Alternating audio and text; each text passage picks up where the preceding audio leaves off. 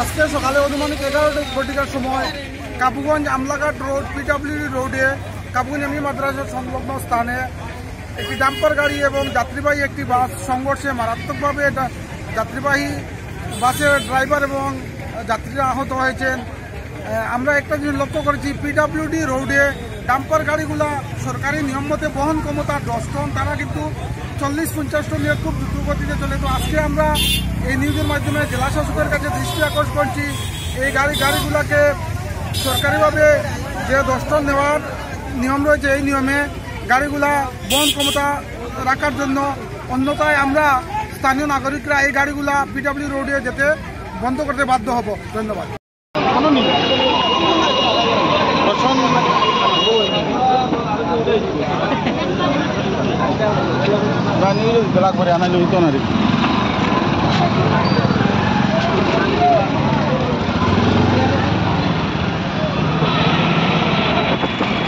ড্রাইভারের অবস্থা খুবই সিরিয়াস।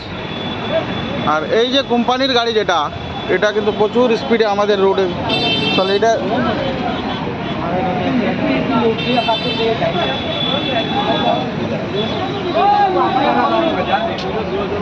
এই